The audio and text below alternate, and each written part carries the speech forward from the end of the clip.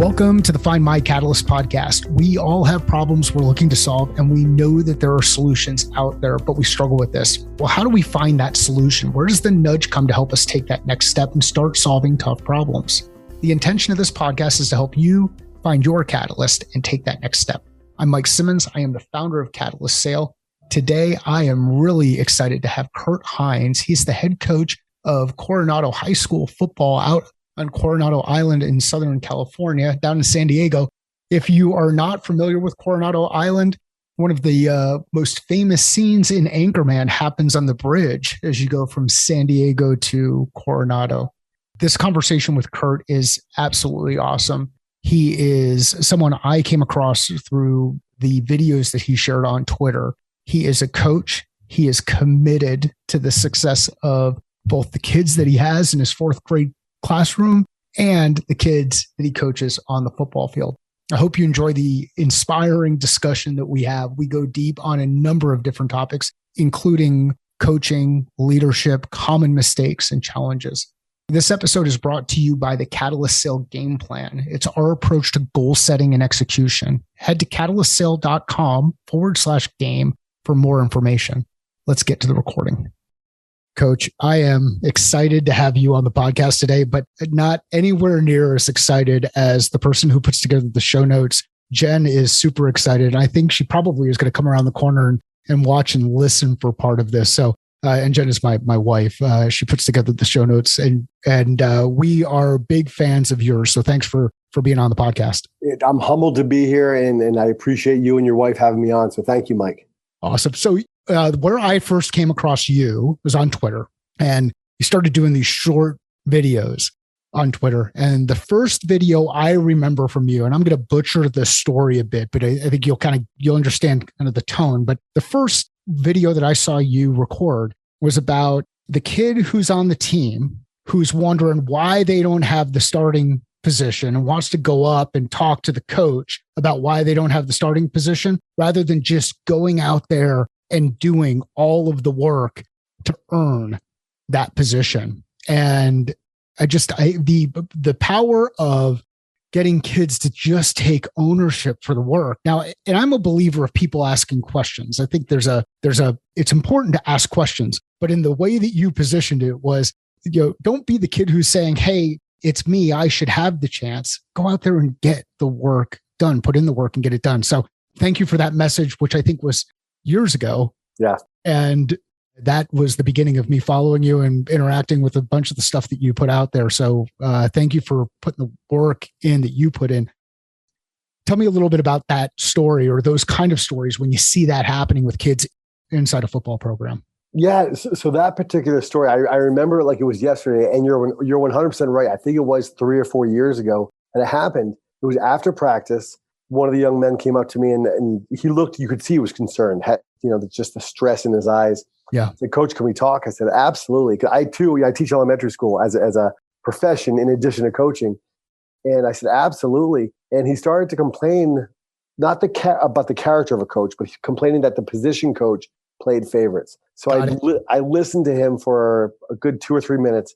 And I won't say the young man's name, but I looked at him and I said, we all play favorites. And he looked at me like bothered. He's like, you don't? Like almost like ready to fight a little bit. He's like, you don't play favorites. I do. And I said, I do. And he looked at me like, wait a minute, my whole world shook right now. Awesome. And I went on to say to him, I was like, we favor the ones that show up, the ones that put in their best effort, the ones who trust us as coaches, the ones who just go the extra mile, if you will. And you could see the paradigm shift and his wheels turning. And I said, become one of his favorites. And we discussed, we started on the field. I said, hey, come up to my office for a minute. Had about a 45-minute conversation. And I said, I'm not talking about favorites, the brown nose, the people that say, yes, coach, just to get the coach to shut up or to sound good. But the ones that do question the coach because you want to learn. The ones that do show up early, not just to be seen, but to get better. And it was great because he continued that year. He was a junior that year. And senior year, preseason, became one of my favorites simply because of those intangibles, the things you can't see, on paper, that didn't measure his height, his weight, his 40, just showing up and putting in that extra work.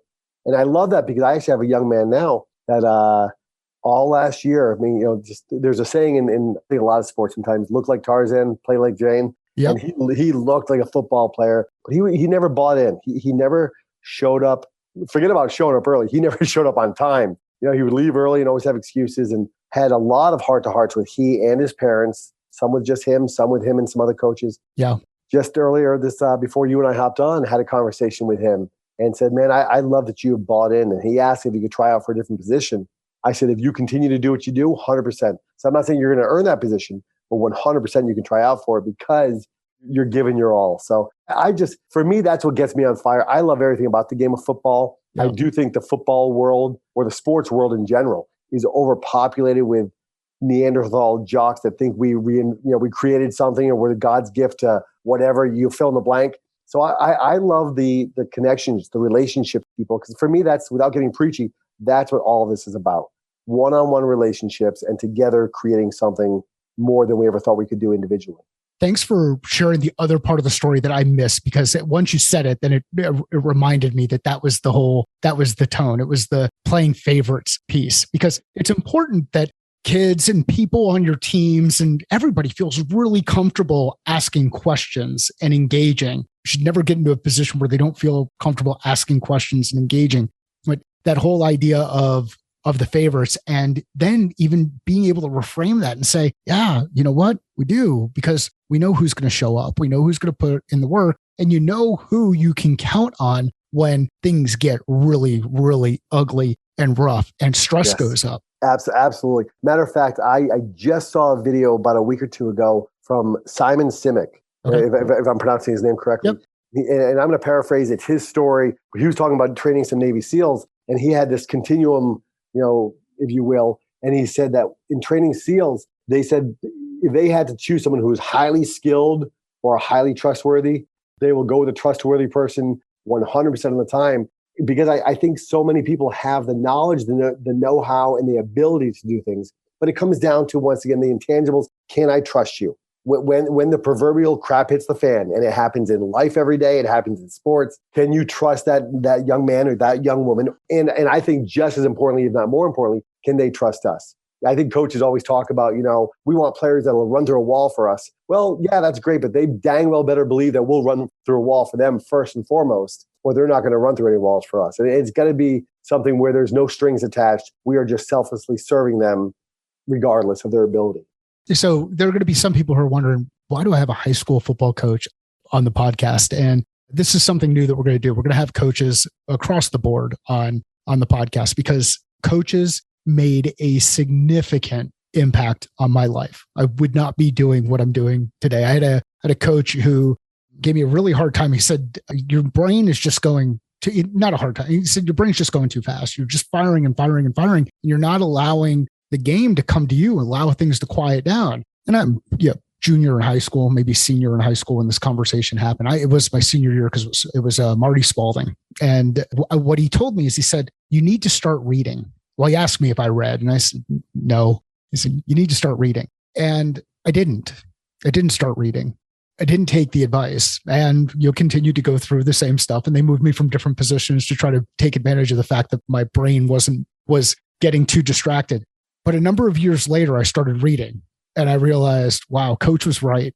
That changed everything. It changed the noise. It changed the signal. It changed so much. And he had that kind of perspective that he could share with me at that point in time. And if you've not had a chance to play sports or be in a band or get involved in dance or do music and be around leaders as you're a young person growing up, I'm sorry that you didn't do it. But if you've got kids, give them a chance to do that. So this is why we've got Kurt on here. And I think a lot of the stuff that we're going to talk about over the course of the next bit here, you will absolutely see the correlations between what you do in business and, if you're on the sales side, business and sales, and certainly at home in life. So Kurt, thanks for being here. Thank you for having me. Thank you. So tell me a little bit about building teams. So you're in a fortunate position that every year your team looks different. You've got people who are leaving. You've got people who are coming in. Sometimes you might know who some of those people are coming in because you maybe pay attention to some of the youth programs around, but you got people who are always coming in and always going out. How does that change?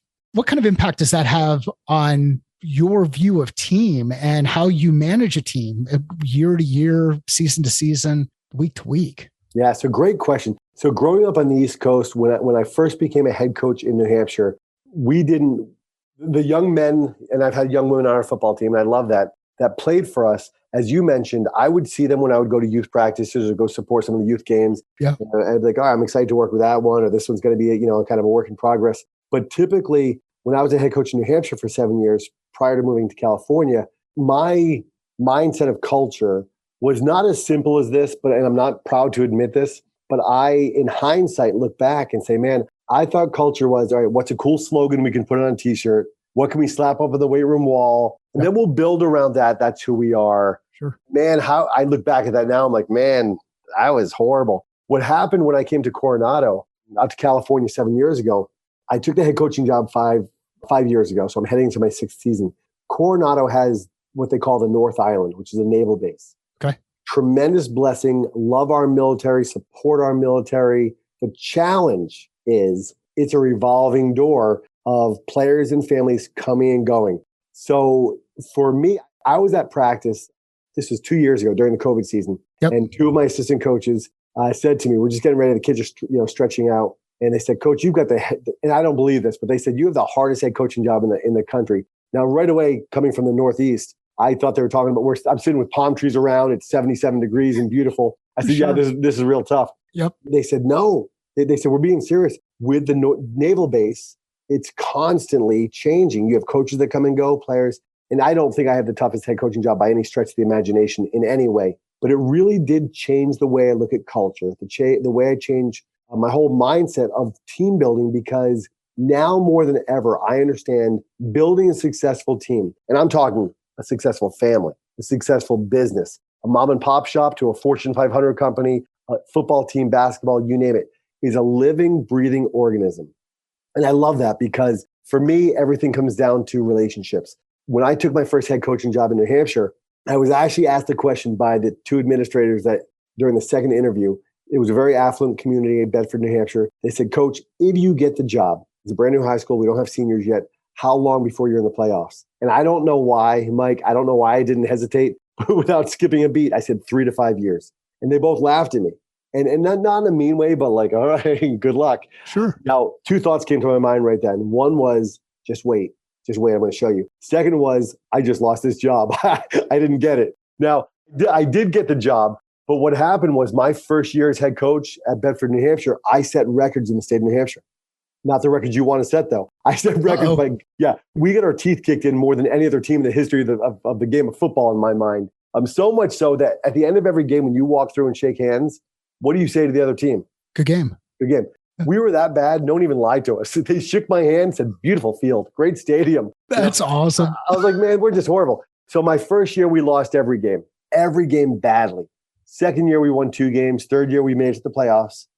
Last 4 years, not I, but we had built a powerhouse. And we being myself, the assistant coaches, the players, the community. So we had 144 young men in the program. We went to the state championship 3 out of the last 4 years. And I'm like, this is my home. And I hate to admit this, I'm like, I'm that good. I'm a pretty good coach. Well, our oldest daughter had a baby after she got married. We moved out to San Diego. After 2 years of coaching another school, come out to Coronado, and we won 2 games my first year. I'm like, I'm not that good. I'm not that good. But what happened was I realized with the North Island, with the naval base, that it is a living, breathing organism. One of my buddies, he's one of my best friends now. Oh. He took over the program in New Hampshire for me when I left. He called me after our first loss. He saw it on Twitter. And he's like, Hines, hang in there. You've been there before. You know what you're doing. Trust yourself. And I appreciated that. He hated the answer to the question he asked me. He goes, how long? I said, what do you mean? He goes, how long before you guys are successful? I said, Derek, you're going to hate this answer. And he goes, what? I said, 1 relationship at a time. And he said he's like, oh, gee. And he just went off, he's like, oh my gosh. Yeah. I said, I told you you'd hate it. I said, Derek, I stand by that. I said, if I can get one young man or one young woman to buy in, to trust me enough to say, hey, listen, I know it hurts now. I know this is hard now. I know you don't see the success right now. Just trust me.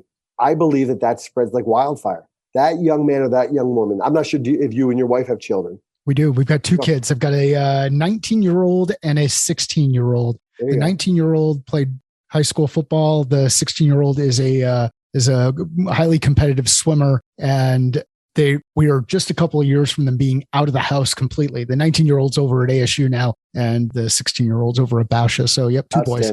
Outstanding. The reason I ask that is I think all parents, especially sports parents, yes, we want our sons and daughters to be successful, but how do we define success? Now, in the sports world, you have to win games to keep your job, and you should. It's a competitive world.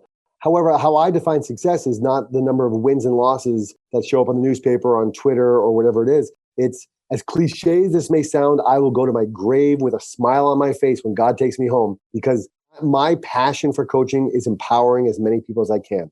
My definition of success is not one blanket statement of more wins in the wins column than losses in the loss column. It's, did I help a young man that was suicidal not take his life? Did I help a young man that got a girlfriend pregnant make a right decision to act accordingly, whatever that may be? Did I help a family that was on the verge of separation come together? Helping people become student athletes and being academically eligible. So that's it. And the reason, as far as parents, is we want our kids coming home after a hard day of practice, after a tough loss, with a smile on their face. And I hate losing, but we want to have them. We want to know that our kids are loved, that they're respected, and that they're cared for.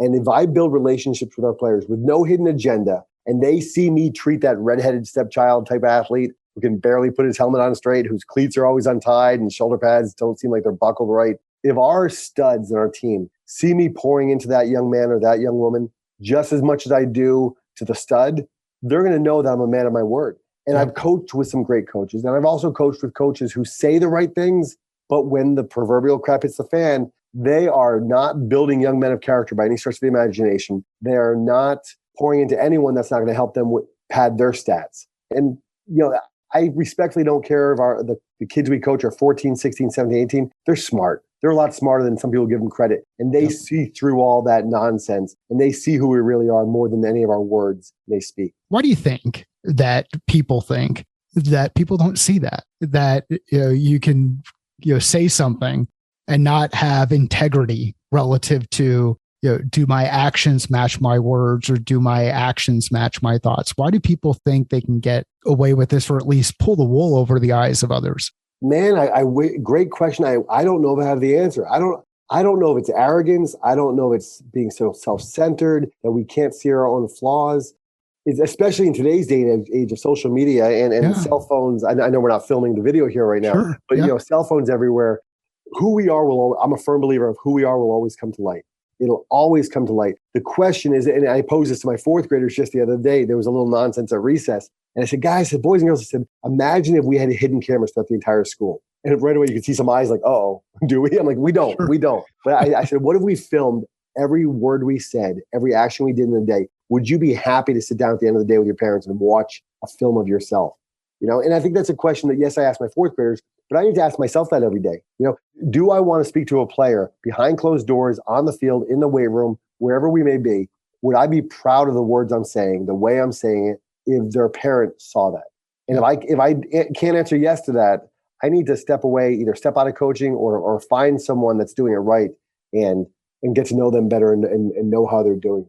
You're operating with a very, very high level of intention. So where does this intention come from? What's the grounding force? How'd you get to where you are with this level of intentionality, or level of intention, today versus where you might have been 10 years ago or 15 years ago or 20 years ago? What that journey look like? Yeah, I'm just that good. It's just not, just kidding. That's awesome. Yeah. Hey, little spoiler alert. Kurt said, introduce him as the sexiest head football coach in the world or in the universe. And then he said, no, in the States, in the US, because he didn't want to be too arrogant, but there you go. I'm going to stand by that statement now, Mike, because you said we're not filming this. This is just audio. This is true. What's funny, to answer your question seriously, how I came to this, without getting preachy to your audience or anyone, my faith means everything to me. Yep. That's a huge part of it. And I was tremendously, I almost get emotional about it, so tremendously blessed to be raised by two parents, blue collar, hardworking. We never had everything, but I needed nothing growing up. I had parents that poured into me, and I had teachers and coaches. The whole reason I became a teacher, because I was a hellion in school. I was a little kindergarten, second grade, third grade, being sent to the principal's office, just getting in fights all the time. And I had a happy life. There was no reason for it. I'm a happy person. I just loved to fight. I had a 7th grade math teacher, Mr. Nicholas, and I hated math. I was really bad at it, who I would, every class, or it seemed, my mind tells me every class, he would sit on the corner of his desk for 5-10 minutes and just talk about life and say, hey, Kurt, tell us what's going on with football. Hey, Amy, tell us what's going on with cheerleading or whatever it was. And I remember sitting there in 7th grade in a class I hated or just wasn't good at, thinking to myself, I want to do that. I want to teach. And I remember like it was yesterday. I just remember like he cares about us. Now, I'd be lying if I said I went on to get straight A's in math. I never did. I was a B-, C student in math. But because I knew he cared about me, I didn't skip his class. I didn't show up late. And for me, that's how I base so much of my teaching and coaching. I'm a firm believer. So many people will say to me, man, you teach elementary school, you coach high school football. How do those two worlds? And so many people, I believe, see them as completely opposite ends of the spectrum. And for me, they're like this because I think all people, 4th graders, high school students, guys our age, I'm going to put us in the same group. I'm sure I'm older than you, but guys our age, we want to be loved. People may not use those words. We want to know that we make a difference. We want to know that if we didn't show up, we would be missed. And man, I have seen the best of coaching and learned from some great coaches. And I've seen the worst of coaching. And I'm not going to mention names or programs, but I didn't know it at the time, Mike, but I've been blessed to be on programs where I saw so many things done wrong and people be used in the worst of ways that really shook me to my core. But it's led me to where I am today. Because I think if we have the mindset of saying life doesn't happen to us, it happens for us. Yep. And we step back outside of our own ego, outside of our own, whatever it may be that clouds our judgment, our mind, whatever. And we realize that everything happens for us as a lesson to learn from, to become stronger, to grow, to help and bless others. It changes our perception of what happens. And we stop being a victim of saying, well, this happened to me and say, hey, this happened for me. Yeah, now what? It's so powerful when you can take that perspective. And we've had different people on the podcast before. Carol Quinn, who is focused on motivation-based interviewing, it talks about internal versus external locus of control and really getting into that whole idea of those who have an internal locus of control tend to be more successful. They're going to make a broader impact on things than those who have an external locus of control. And that happens right after we come out of the womb from a development perspective. And just as you develop as a kid, you can start to get into this mentality of, woe is me, the world, I'm a victim, these things are happening to me, versus that perspective of, and I've never thought about it in the context of, wow, this is happening for me. But that perspective of, okay, here's the situation. Now what? Let's go. Yeah. That's it. Here we are. Let's move forward. And as Jen and I raised the kids, there are a couple of things that are really important to us. And I've shared this with a number of people before. It's one, that the kids leave the house with a high level of self-confidence and a high level of self-awareness. If they can do those two things, self-confidence and self-awareness, we've done our jobs. Then it moves to another level, which is the ability to think critically. So can they think critically and creatively? So are they going to be able to apply thinking? And then the third level is make a positive impact on the world. Like those, if we can do those three things, we're in a really good place, no matter how things go. Now, on a positive note, Sean at least went to Arizona State and didn't go down to U of A, which is good. I almost went to San Diego State. That was on my list. It was Fullerton, San Diego State, and ASU, and I ended up coming out here. But to bring it back to your comments, this whole idea of things happening to us, or people looking at it with a perspective of things happening to us rather than looking at it from a perspective of, hey, this is actually for my benefit. I get to learn from this. I get to grow as a result of this, is really powerful. Yeah. Well, I also, one of my cousins, she married this guy from Kansas, this guy, John. And he was one of the cousins I would see 3 or 4 times a year, about 7 years older than me, and just good at everything.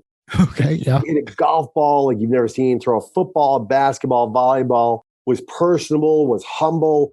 I didn't idolize him, but man, I looked up to him a lot. Great man. Yeah. Got into a horrific car accident years ago, became a quadriplegic. Oh, wow. And my brother and I love my brother, and he won't listen to this, so I can say we're polar opposites. I'm an optimist at the core. He's a self-proclaimed doubting Thomas. pessimist. And I love him. It's a hard way to live. I can't Those have to be imagine. good. Those have to be good Thanksgiving conversations. Yeah, they are. But when John got into his accident, just about a year afterwards, I got my first head coaching job. And my brother came up from Rhode Island. We were in New Hampshire to look at the school and to see the facilities and stuff. He's like, "Oh man, very complimentary." But he's like, "You've got to just be amazing that so proud that you got this job." And I said, "It's humbling. It's humbling because I know a lot of people applied for it. I know I wasn't the most qualified. I believe God had a reason for it." Well, that statement right there, God had a reason for it. That this triggered something with him. And he's like, "I hate when you say that." And I looked at him. I'm like, "What?" And he's like, "You just think everything happens for a reason." I'm like, "Yeah." He goes, "What about John?" And then John has since passed away. That's a different story at a different time. It's still, till the day he died, idolized everything he did with his life. But my brother said, "Why'd John get into an accident?" And I had such a peace come over me. I said, "Ed, that's the difference." I said, years ago, I stopped asking God why, and I started asking what. What am I to do with this? What does this mean for me? What does this mean? How can I learn from this? How can I grow from this? I'll never know why John got into that accident. That's not my story. That was part of John's. It's a small chapter of mine. It's affected a lot of my life. Yep. But when I started asking what can I do? Well, I can stop complaining when my knees hurt because John would trade spots with me in a heartbeat.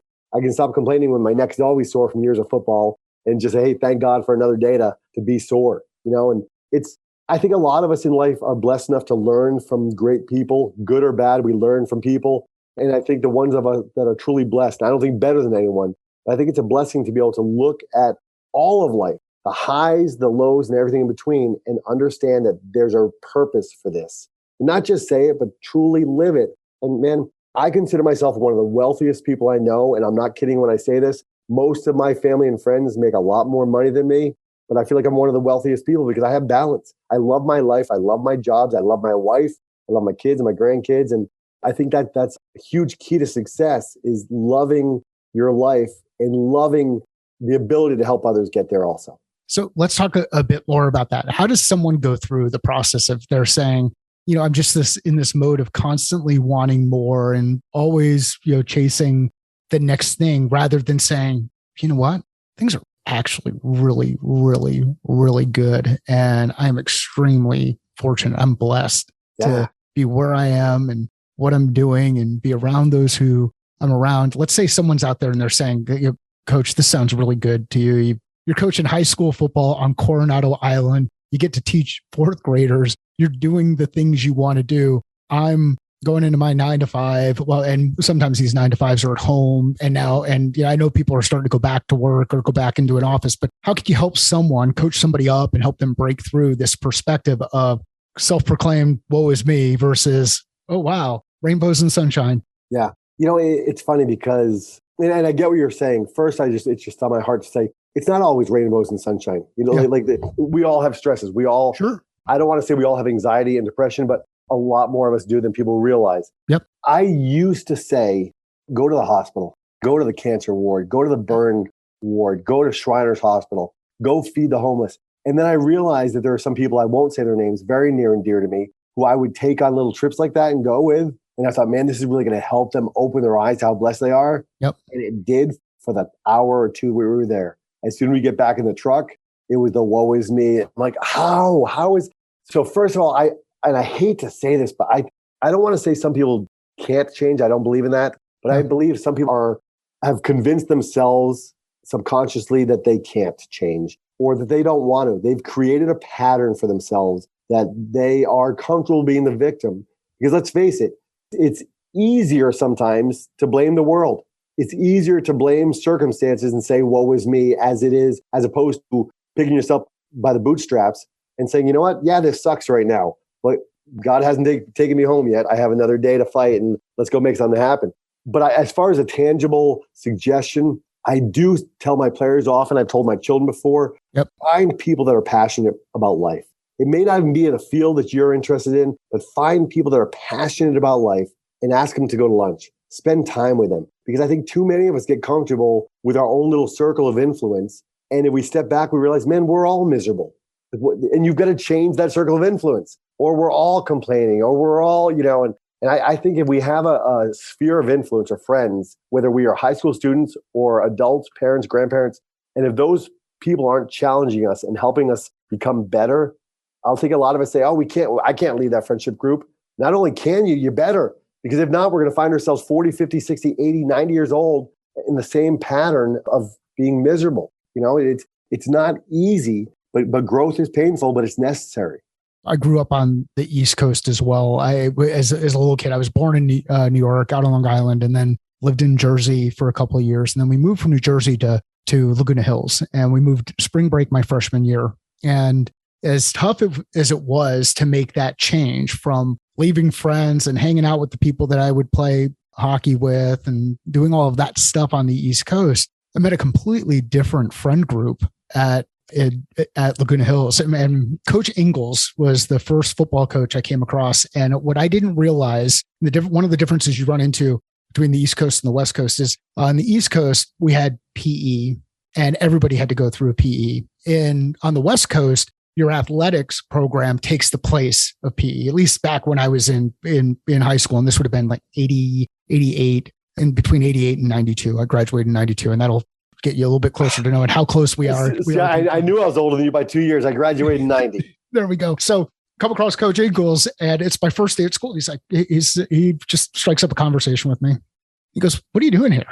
I said, "Well, what do you mean? I've just moved out here. This is where I'm supposed to be." He goes, "No, what are you doing here? Why are you in PE? You should be someplace else." And that's how I got involved with Laguna Hills High School football. And it was absolutely awesome. And again, coaches make an impact. This is around high school kids who are 13, 14, 15, 16, 17, 18 years old, depending on when they dropped into school. And I was always on the younger side. I was just because of where things were from a cutoff perspective, but they make an impact, and we can continue to coach as we go all the way along. So again, these stories that Kurt is talking about apply inside your team. If you have a member of your team who would struggle to say, "Hey, if I didn't show up today, if I didn't show up to work today, I'd actually be missed." If they're struggling to say that, then you've got some challenges you need to focus on to help build up that culture that you're building inside your organization. So coaches matter. And I think coaches are some of the greatest leaders that we have out there. And I know folks will talk about Lombardi and they'll talk about coach that I don't really care for up in New England, Bill Belichick, as a lifelong Jets fan. But there's coaches make great leaders. So Coach, thanks for doing what you do. How would you, when you hear me talk about that and say, "Hey, inside our teams, how would you help to translate some of the stuff?" What do you see today where you think, God, if people just out in the world were doing more of this stuff that works with kids, maybe we'd be in a better place as a society and as a community and as a country in general. What do you see? My first thought, it goes back to a private message I got in Twitter just before the pandemic happened. Okay. Those emails we all get, I'm sure all your listeners get them too. Someone from some third world country says, "Hey, welcome, sir. I want to put money to your bank account. Just give me your number," and delete right away and block sender. Yeah. I got a private message from someone who I had no idea who they were. Said, "Coach, been following you for years. We want to fly you out to the Bahamas and have you speak for our company." So I almost deleted it. So I was like, it can't hurt. So I responded back through Twitter and said, "Hey, really appreciate the interest. Please email me the details at my business account." Didn't think I'd ever hear from them. Within 12 hours, got an email. Said, "Can we set up a Zoom?" And it was for ADT Securities. And this gentleman and this woman said, "We would love to have you come out and speak. We'll fly your wife out and we'll pay you this." And it just blew me away. Awesome. And I asked him, and I didn't want to lose the speaking gig, but I said, "Hey, I'm truly humble, but why me? I am," and I wasn't being like a humble brag. I said, "I'm a high school football coach that no one outside Bedford, New Hampshire, Goffstown, New Hampshire, and now San Diego knows of a little bit." And they said something you just said, Mike, they said all of our business leaders were either former athletes, and if they're not, they're all competitors right now in their own realm. They're competing to keep their job, to get a promotion, whatever it may be. So I had the opportunity to go out there and speak and just talk about leadership from a coach's standpoint. I don't think coaches have all the answers. I certainly do not. And I often say when I go to speak at places, I'll say, I am an expert in, and I pause because I want to see people's eyes, and you can see the squinting, like, "You son of a gun," like, what do you know? And, and some are intrigued, but I let them know truthfully, I'm an expert in nothing. Really, I'm not an expert. I'm passionate about most things. And I think that's a big difference, and something that we smile at, but we overlook. The world is overpopulated with people who are self-proclaimed experts. Yep. And I think there aren't enough people who are passionate, who share what they want to share. And I think the world needs more humble leaders. And I don't think you have to have a title of head coach or CEO or principal or whatever title you want to put on it to be a leader. I'm a firm believer that we are all, every single human being, we are all leaders. The question is, who are we leading and where are we leading them? And we tell our players this all the time, like, you may not realize this, but when you skip a rep in the weight room, there's some underclassman who sees you through the mirror and realizes you skipped a rep because they were counting what you were doing. Yeah. And there's someone that is going to go to a party and get drunk or get high because they see you doing it and you're leading them. You may not know, but you're leading them down the wrong road. Or do we want to lead? When we have a no swearing policy in our football program for players, if they swear, they do 25 push-ups. If a coach swears, we do 25. And there's different reasons for that. One of my daughters, I won't say which one, didn't grow up hearing us swear at all in the house. And she swears like a trucker, like a sailor. I think she would make most grown men blush right now. And I'm like, oh my goodness, like we didn't like just what, like, but she's in though. It's my daughter, Hallie. She's the mother of our 2 grandsons. She owns her own business. She is happily married, successful. I don't think people that swear are any less educated or intelligent or capable. I just do it in the football field because I don't want to have us be in a game where we think there's a bad call and we get mouthy, players or coaches, and it costs us another 15 yards. I don't want us in the workforce to have our boss say, hey, you're going to work late tonight, and have us be in a habit of just dropping the F-bomb or whatever, So there's different reasons we do it. I think one thing that the business world could take from coaches is it's my job as a coach. And I don't think enough coaches realize this. It's our job as coaches to selflessly serve others. Say that one more time. It's our job as coaches to selflessly serve others. If I had to put down the number one job description for a head coach, serve others. And I think too many of us say, hey, I'm a head coach now. What can my assistant coaches do for me? I had a conversation with a young man just yesterday. Once again, private conversation, won't share his name, but I almost just did. I asked him, I said, what do you owe me as your head coach? And he goes, and he started to rattle off things, 3 or 4 things, and he wasn't slowing down. I said, no. I said, let me answer the question for you. And he looked at me, I said, you owe me nothing. I said, I owe you my dedication, my hard work, my commitment, my promise I'm going to help you to thrive on the field and off the field. I said, you don't owe me anything, because he was apologetic for some things he was doing, but he wasn't even doing anything wrong. He thought he was. Yeah. And I said, you don't owe me anything. I said, I love that we have a relationship, because he reached out to me concerned about some things he thought was wrong. I said, you don't owe me anything. I owe you. And I think if the world looked at that, if more people in leadership positions that do have the title realize that our job is to bless and serve others, man, the world would be a lot better place. It'd be a lot better. A lot better place. I think about, like, one of the ways that I like to visualize this, and I think for those who've not played sports, it's probably a little bit harder to do, but I'm going to ask you just a couple of questions. When's the last time you put on pads? 2 years ago, but it was because we had a practice during Halloween and the players wanted to dress up for practice. So I showed up as a football player. When's the last time you put on pads and went across the white lines while the game was going on? Dang, my junior year in college. Okay, so your junior year in college, last time you put on pads, yet you have members of your team who are doing work out there. They're doing the work, not you. Right? Like, they're doing the work. And if we can think of ourselves as coaches and leaders out there in the business world, we've got to give, whether it's our kids or members of our team or folks around us, give them an opportunity to do the work. Doing the work on behalf of them it's not coaching. And I've seen too many people out there misrepresent coaching as taking over and running out there and trying to do the plays. And it just, I think if you can visualize that. So here's a great coach who's not out there throwing pads on other than for Halloween a couple of years ago, hasn't thrown pads on in a while, but he's got kids who are moving around the ball. And so it just, coaching, as you said, coaching is a servant driven item. Yeah. And I just think that's a really, really powerful message. Let's talk a little bit about, situations where someone just isn't the right fit for the team. Just they're not there. You can see it. They're not having fun. They might be out there because their dad or their brother or whoever is saying, this is what you should be doing, but they're just not there. How do you deal with that? Have you ever had to deal with that kind of a thing? Oh, absolutely. Yearly. And that's one of the things You had mentioned earlier on in the podcast about how coaching, it's always evolving and changing and team building. That's one of the things I love most about it is I used to always say, hey, football players want to be there. I had a player 2 years ago that he was best friends with all the seniors. He was a junior. They graduated. Senior year came around. After the second practice, he came up to me and said, Coach, I'm going to hand in his stuff. He goes, I'm not playing anymore. And I said, how come, Joe? And I said his name, darn. Great kid. But he admitted, he's like, the only reason I played last year because all my friends were on the team and I'm not that good. And he wasn't yet. Yeah. I said, Joe, I love you. I'm always here for you. I took his equipment. I said, if you ever need anything, let me know. Thank you, Coach. Gave him a hug, walked off. Next day, he shows up. I'm like, Joe, what are you doing? Coach, can I have my pads back? Like, yeah, Joe, let's like, what are you talking about? And I love this because he goes, well, I went home, told my dad I quit. And he said, if you're not playing football, you need to do CrossFit. He goes, I figured this is the less of two evils.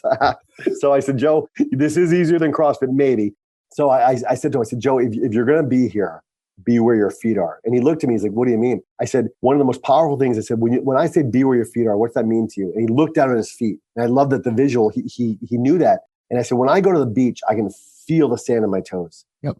When I stand in the weight room, I can feel the rubber mat below my feet or whatever it may be. I said, way too much of stress in life comes from thinking about things in the future, whether it's a day in the future or 10 years in the future, thinking about things in the past that we can't control. So there's so much beauty and power in being where your feet are. I said, so while you're here for the next 3 months or 3.5 months, depending on how successfully we are and how long our season is, I said, be all in, be all in. And I love it because I gave him a little bit of a nudge there, a little bit of insight maybe. Yep. But he's the one that took that coaching, took that teaching, that suggestion. As you mentioned, the coach that said to you, hey, start reading more. Yep. It took a few years, but you started. Took a few years. but you got there. He owned it and he took that and he ended up becoming not just a member of our team, because he was a member as soon as he came back, but he became a key player on our team that wasn't ever a starter, but got in often enough where he made an impact and a difference in our team. We do a tradition here. We do a senior bonfire where the whole team goes, all the coaches, we have a meal together, and then they throw something into the bonfire that has meant something to them over the past X number of years they've played for us at Coronado. Cool. And I don't remember what he threw into the fire, but the speech he gave, because he was a quiet kid, was one of the most powerful, impactful speeches I've ever heard a senior share. And it was just talking about a family and a brother. And he comes from a very good family, but talked about being part of something greater than himself. And he said, I'll never forget these last 2 years. And I remember I wear my heart on my sleeve, and it was nighttime because we had the bonfire, but I had a little tear coming down. It was a beautiful thing. It was just gorgeous. I've also had players before that you just know that just they're not happy. They just show up to practice. And I have to remind our coaches and myself, this is a game. I'll never call football just football. And I hate when people say just football because there have been too many lives saved, too many lives changed to call it just football. Sure. But it is a game. And I often remind our players, get back to those days that you loved it. And if you're not there, find a team that just always seems to be happy in the field and study them. And if that doesn't work, come talk to me, or I'll pull players aside. Another mistake, and I've often said at clinics also when I'm speaking, I don't think there's a greater coach out there than me.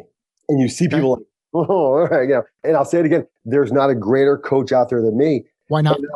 Oh, great. Thank you. Yeah. Because of how I define success. Are there coaches that make more money? 100%. Are there coaches with more championship rings? 100%. Are there coaches that coach at a higher level? Absolutely.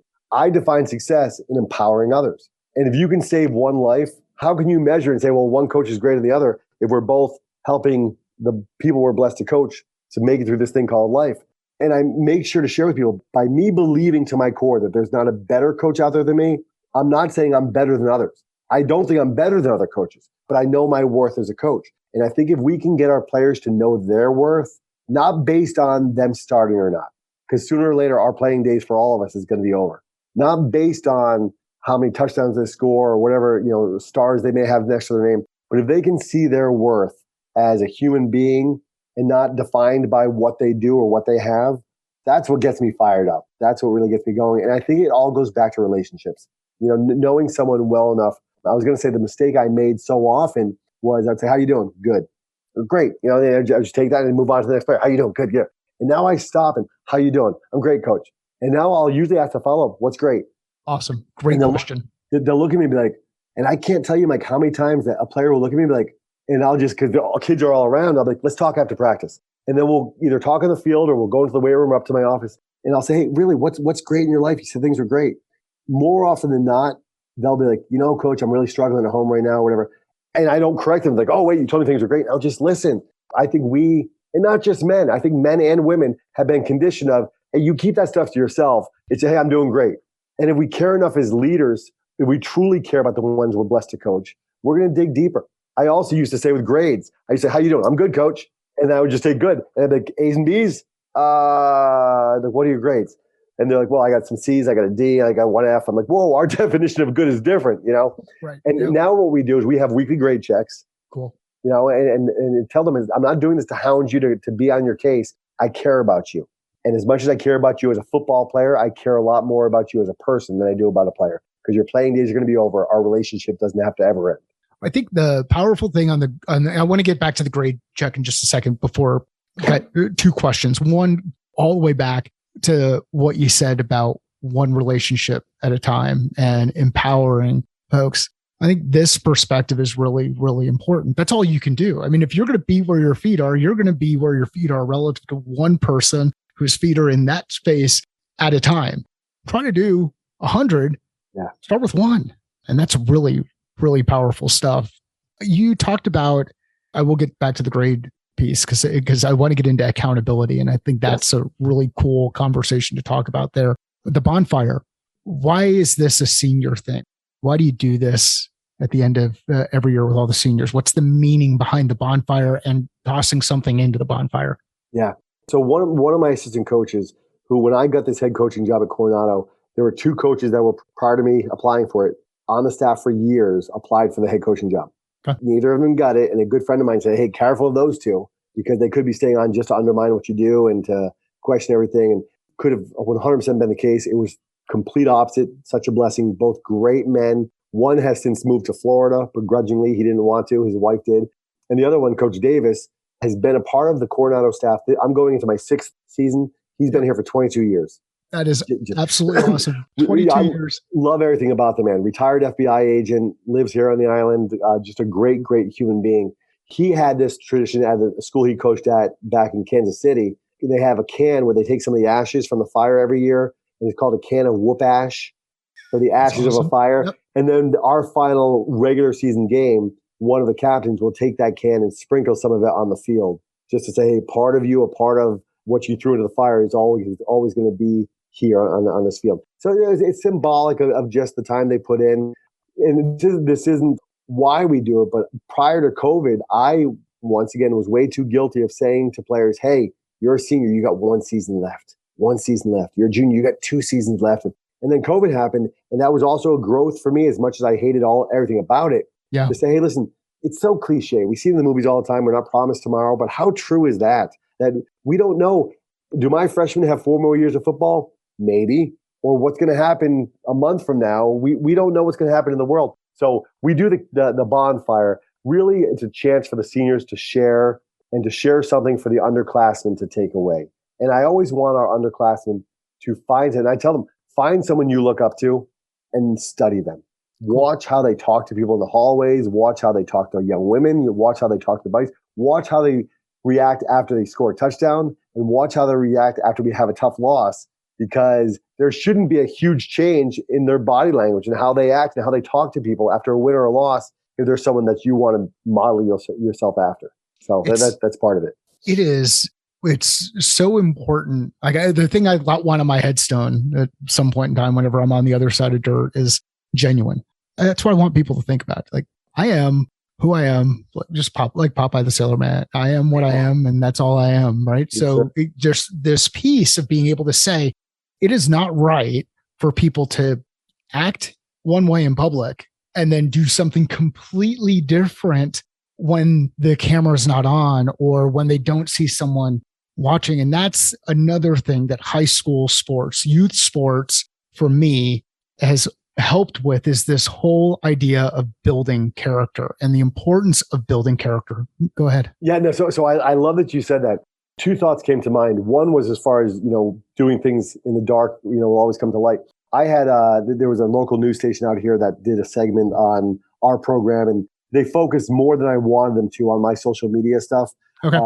But it was nothing negative, but it was, I wanted them to focus more on our program. Sure. But they had pulled some of our players aside and said, Coach, can we talk to any of the players? So I suggested several young men, and I didn't see this until it aired, but one of our players, a young man who I absolutely loved, the reporter asked him, what's it like to have Coach with so many followers and stuff like that? And he looked right at the camera and he said something, I'm paraphrasing, but something to the effect of, the world gets to see Coach Hines every so often on Twitter. We get to see him every day, and he's the exact same person. That meant the world to me. It meant the world to me because there very well could be people that say, oh, yeah, that's what you see on camera. But man, let me tell you what he's really like. He's nothing like that. And it means the world to me that he said, once again, I'm paraphrasing, but what you see is what you get. Because that's what you want. You want, I joke around with my fourth graders when principal comes in every so often to say hi or check in on something, she'll leave. And I'll be like, all right, boys and girls, Mrs. Hester's gone now. Now I can be mean again. And they're like, no, you're not mean. It's just, we've got to be who we are. We've got to be who we are. Second thing, you mentioned the character. So it's not a pet peeve of mine, but no, it is. It's a pet peeve. Go ahead. Be a pet peeve. What's the pet peeve? When people say sports build character. Okay. I'm like, no, sports build character when coaches intentionally teach and model character. Because awesome. Because I think, once again, without naming programs, I've been a part of 2 different programs. I've been blessed to be, I think, a part of 5 different programs in my coaching career. But I've been a part of 2 where their definition of building character and mine were completely different. And I think sometimes coaches go, oh, tough love. Tough love does not mean you put a young man down. Does not mean you yell at them. Does not mean, make them question their character and their ability. I think tough love means looking at a young man saying, I love you. And because I love you, you're not starting Friday. And yes, you're our best linebacker, but here's why you're not starting. As opposed to demeaning them, swearing at them, tearing them down and making them feel like nothing. And then saying, well, hey, you can play now. And then everyone else in the program sees, well, he's letting him play because he's a stud, but he wouldn't do that to someone else. And I think sports build character when coaches intentionally and they teach it and model character. Absolutely. And that's a really good way. It's a great way to look at it. And it brings me back to the accountability thing where you take the young man or the young girl and say, how are you doing? How are the grades? And it's good. And then, okay, well, really, how are the grades? And it gets deep and you realize that there's a D or an F or something else on there. And so let's talk about accountability. How do you think about accountability when thinking about the kids on your team, the coaches on your staff, yourself, and how that all ends up being an extension of accountability? Yeah, first off, I think, and this is goes back to I'm an expert in nothing. This is just my opinion, my passion. I think way too many of us, rightfully or not, when we hear the word accountability, we think of it as a negative term. Like, oh, I'm going to be held accountable. Like whether it's weight loss, a diet plan, a workout, something else, we think, oh no, someone's checking in on me. So I think we as leaders, whether it's teachers, parents, coaches, business owners, have to not just say, but model accountability is something that's a blessing for everyone if you embrace it as an opportunity to grow. And I think way too many of us, accountability, once again, is up. Someone's checking in on me. And I ask players during the off season in the weight room about their grades. And they look at me like, Coach, it doesn't matter now. It's not football season. Like, don't worry, I'll be eligible. And I'll say, and I've had players say that to me. I'm like, listen, I don't care about that. And they'll look at me like, all right, well, I do care about that. But I want to know, how are you doing now? And not just because it creates habits that are going to affect us during the football season, but how are you doing now in in your grades? And I think the accountability piece goes back to them knowing that we care about them, hands down. I had a young man that is still in our program now. He's going to be a senior. And he said, oh, my brother's coming in today. And I said, oh, fantastic. No, his brother's not a freshman yet. He's going to be a freshman. Okay. And I said, great, Dave. I've been missing him for a while. He goes, no, Dylan. I said, oh, no, his brother just graduated. I said, oh, fantastic. Great. So it was interesting in the weight room today, as I was spotting Ty, the younger brother, every so often Dylan would be doing something. I'd go over and spot him. And he's like, Coach, thank you, but you don't have to work with me. I realize I'm not a player anymore. I said, Dylan, you'll always be a player in mine. If you can't benefit me anymore, it doesn't mean I don't love you. So I think that the accountability there is still checking up on them. I had a player, we were heading out for some field work this afternoon, right after we finished the weights. And one of our young men who's running track, it's got some, and once again, keeping the name confidential, some tough stuff going on at home. He has for a while, just some really, really heavy stuff. So came over, he gave me a hug. Now this young man, I tell my players I love him all the time. It's just who I am. And it's funny because you can see certain players look at me like what they're not used to hearing a man say that to another young man. Sure. Yeah. And I always tell them, I love you. I love you. And I tell them I'll never say it to someone without meaning it. And this particular young man that was out at track today, his freshman, sophomore, junior year, I'd say, hey, love you. And he's like, thanks, coach. Didn't know what to say. Thanks, coach. So, and now as I'm approaching him, he's like, coach, I love you. And gave me a big hug. And before I could even say it to him, so how are things at home? He was good. And I looked at him. He goes, they're okay. So I kept looking at him. He goes, can we talk after practice? I said, yes. And I said, actually, I've got a podcast to do. I said, but let's talk to each other. So I'm going to make sure to follow up with him. I think an accountability piece is not just good. It's needed for our players or for our employees or whatever it is, but it's great for us as coaches because I think it really, if we're going to hold our players accountable, not only do we have to hold ourselves accountable for whether it's fitness or our language. The number of times I remember playing for some coaches, and I love the coaches I played for, but that were pushing 400 pounds, and they were the ones yelling the most about us, being slow and lazy. I'm like, wait a minute. And I never said it to him because I loved him. I had one coach in particular that he would always yell the most about during sprints. And I love the man. But I remember thinking to myself, you can't tie your own shoes. Like, you can't get down that far. Like, what? So I think that we should practice what we preach. And that's a part of accountability also. Whereas leaders, I think you have to have a right-hand man or woman to say, hey, hold me accountable. And I have my coach Davis, where I say, hey, listen, if I ever do something out of character, please call me on it. Please call me on that. And I love him enough, and I know he loves and respects me enough where he will. So if I get too big-headed or if I get whatever the case may be, we have to have someone that's going to hold us accountable as well. You got to make sure he listens to this podcast where you wanted me to introduce you as the sexiest head football coach? Sexiest coach in the nation, yeah. Well, so not even football coach, it's just coach. So there we go. We're expanding out. Yes. So, Coach, as we wrap up, you had mentioned that you had a chance to speak up in LA, and somebody had asked you in the audience, had asked you the question about how do you build relationships with your players and across your team? So how do you build those relationships that you talk about? Yeah. So I love that you asked that. So thank you. I think you and I just spoke briefly about how way too many of us complicate things. I think as coaches, with the best of intentions, we complicate way too many things. I asked the gentleman that asked me that, I said, let me ask you a very personal question. And a lot of guys kind of looked around like, whoa, And I said, how's your relationship? And this was risky. Like I didn't know if the guy was married, divorced, happily married or not. Sure. I said, you married? He goes, yes, sir. I said, you happily married? He goes, yeah, best friend. I said, I love that answer. I said, what special things do you do? And he looked at me. I said, that's it right there. I said, as coaches, I think we think we have to have a certain format, a certain outline, hey, every Tuesday we meet with our leaders and we do this. I said, spend time with them. I said, my wife is my best friend because we've been through hard times. We've had some more great times than we can count, but we just spend time together. And I said, I think we as coaches overcomplicate culture building, team building. And you and I just spoke once again offline, so to speak.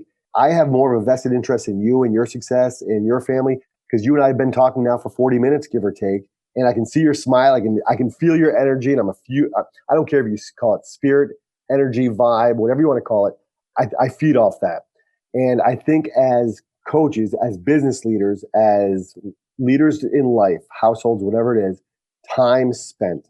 And I think we all know people who, with the best of intentions, work 60, 70 hours a week, travel all the time, are gone because they want to provide for their family. And they have bigger house than they need. They have more cars than they have drivers. And at the end of the day, when their kids are out of the house, what do they wish? They wish they'd spent more time with them. And I think that's what it is. I think we just need to spend time. It doesn't have to be fancy. It doesn't have to be anything that we read in a book or are going to put into a book, but just spending time with people builds those relationships.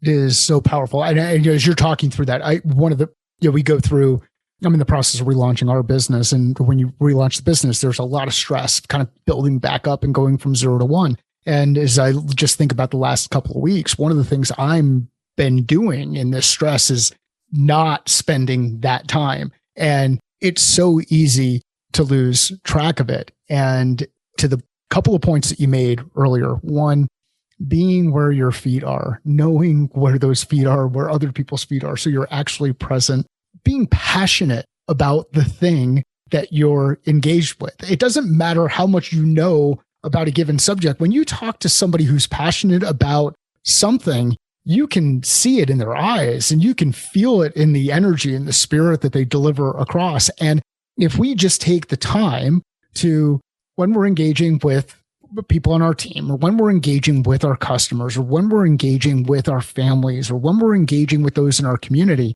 and get excited about them, be with them when we're spending time and allocate the time. All of a sudden, a lot of the stuff, the noise and crap that I think we're all dealing with out there right now starts to disappear, or at least it gets smaller because you realize you're part of a community. You belong. Like that's the thing about teams that gets me amped up and excited. I mean, we get to throw on the same jersey or the same colors or the same whatever, and we get to go out at the same time, and we get to go do the thing together, not alone.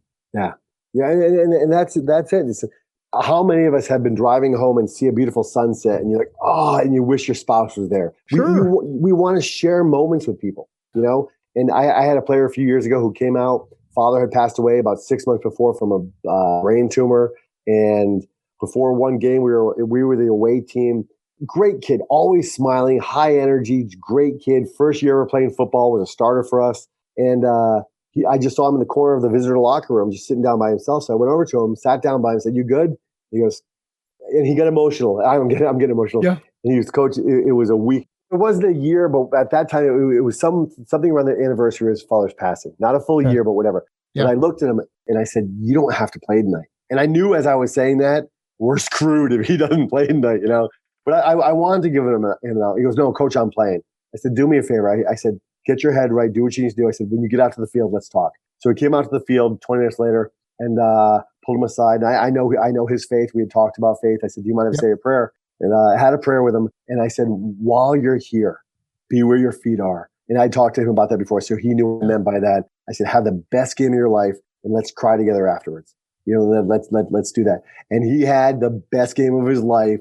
And we didn't cry afterwards. I thought we were going to, but we talked afterwards. We hugged it up. But once again, I think we miss so much of life by looking ahead. You know, and another, gosh, your listener is going to be like, "That coach should get out of coaching." Another mistake I used to make a lot was focusing so much, and I didn't do it with any ill intent, and I didn't do it with any premeditated, "Hey, I'm going to do this to get more out of them, but it really helps me." But I way too often would say, "Hey, if you want to play at the next level, and it's not always about the next level. Let me be where my feet are. Help these players to achieve their goals, not mine. And if I'm helping them be where their feet are, that next level, whatever it's going to be, it will take care of itself." You know, I think that's life right now. Yeah, I think that's a pretty powerful thing. It will take care of itself. It's like, you know, I mean, so I'm a sales guy. That's my profession. I never wanted to get into sales, and then just kind of stumbled into it and realized actually it's a pretty cool profession because it's about helping people solve problems. Some of these problems are known and some of them are unknown. And if they're unknown, then you help reveal those problems. You don't create them, you reveal those problems, and you ultimately help people one person at a time, one organization at a time. And one of the challenges in the sales arena is it is extremely competitive. It is all about the number that you're delivering. And it's not what you delivered yesterday, it's what you're delivering next. The clock doesn't really ever stop, other than at the end of a month and at the end of a quarter and at the end of the year, there'll be those clocks that stop. But even when those reset, it's not like you get a break where it's, okay, we've got a week before the next game, or we're going to watch some film tomorrow and recap some things. It's just on to the next. So as a culture, we start to create this intensity of go, go, go, go. And we never give our team or ourselves the time and space to just relax and take a break. And, you know, so Kurt, again, it has been awesome having you on the podcast. I've really enjoyed the conversation. Thank you very much for the time. Thank you. It's a blessing. I love meeting other passionate people. So thank you. There's some people who can't handle my passion. That's right. It's not for everyone. It's not for everyone. And that's the beauty of it. So that's why I tell folks, like, it is not, look, I'm an acquired taste. It is not for everyone, but you've got to be you. Like, if you're going to be where your feet are, then be you and embrace you. Don't try to be somebody else. If you're out there trying to be somebody else, you're not being genuine to self. And you might test a lot of things and go out there and test some things. So to the point that I brought up about Coach Spalding telling me to read, I really should have done that. Had I done that, I probably would have been in a better position. I didn't start reading until after I graduated college, which took me a lot longer than it should have. Yeah. And I don't have a postgraduate degree. Coach, Right. where do you want people to follow you, keep track of what you're doing? Yeah, it's called bestlookingcoach.com. And it's, I'm just kidding. I talk about keeping it simple. It's Coach Kurt Hines, KurtHines, Coach Kurt Hines. It's on Twitter, Instagram, Facebook. I have a website, coachkurthines.com, for speaking engagements and whatnot. And I'm not proud to admit this. I am on TikTok. I don't dance or sing, but I'm out there. I'm a firm believer that the world is, I don't think the world's a dark place. I mean, there's a lot of darkness in the world, but I don't think the world is overpopulated with positivity, And I'll end with this because you asked a simple question. I'm just going on and on. Keep going. When I started getting asked to speak at places, teaching back in New Hampshire, I had a father who worked for Fidelity Investments and, hey, we'd love to have you speak to our executives. And I was like, what? Right away, I started thinking, I'm not this guy. I'm not that guy. I didn't play in the pros. I'm not. And I started, who was it? No, it wasn't Stephen Covey. Anyways, it'll come to me. But there was the speaker years ago, I think he's in the 80s now, talked about ego. And ego is not the arrogant, cocky, self-absorbed individual that a lot of us think ego was or ego is. But ego is every time we ego, edge God out. And that changed the way I looked at it. Said, if God put something in your path, if he put something in your heart, stop questioning him. Let go of your ego and just trust him. So when I speak places now, I don't care if there's 500 people or one person. It's about relationships. And you don't have to have an audience of 500 or 5,000. If you have one person that cares enough to take an hour or two out of their lives to listen to you, pour into them. Give them everything you've got. And if they take one piece of information and bless someone else with it, it's like ripples in a pond. Your influence is going to be, immeasurable. Say what ego is again one more time for everyone. Edging God out. Yeah, we're going to let go of our ego and stop edging God out and just trust the doors that he opens and trust the doors that he closes. Really, really powerful stuff. I do have another question. How have things, so I came across you on Twitter, 3 years ago with the story around the favorites and asking the question there. How'd you get into social media? Like, when did you start to kind of get into this thing?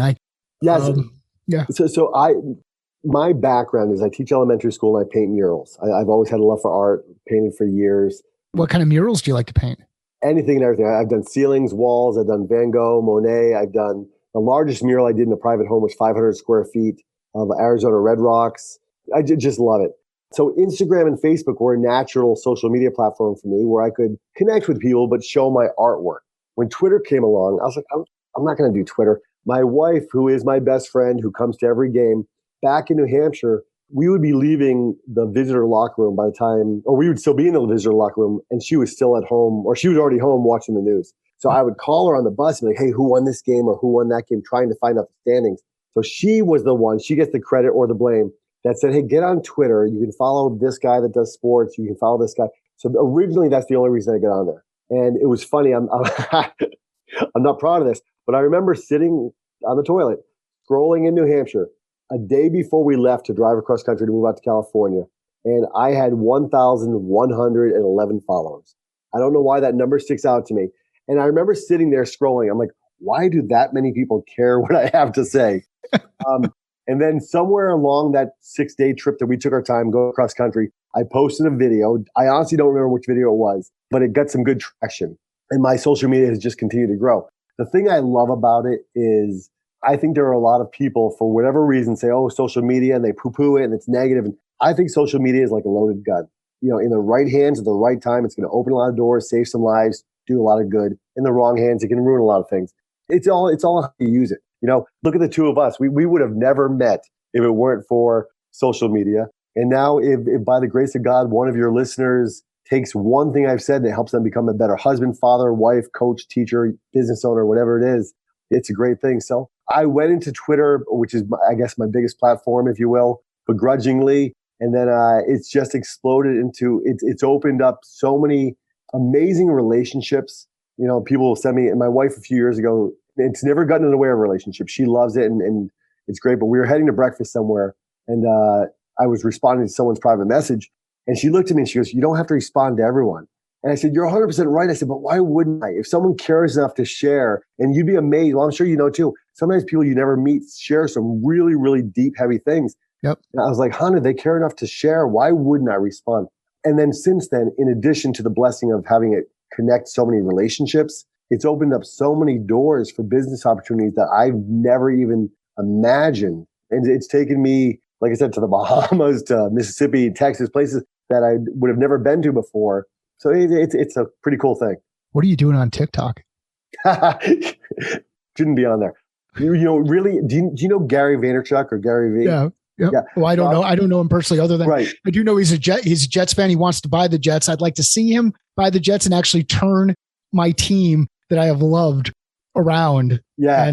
But yeah, that's what I know about, other than seeing his stuff. That's what I know about Gary. Yeah. Same. Haven't met him yet. But the reason I mentioned was because I watched a video of his and he was talking to our generation and he was saying, once again, paraphrasing, like, all you guys, you laughed at Facebook. Now you're all on Facebook. You laughed at Instagram.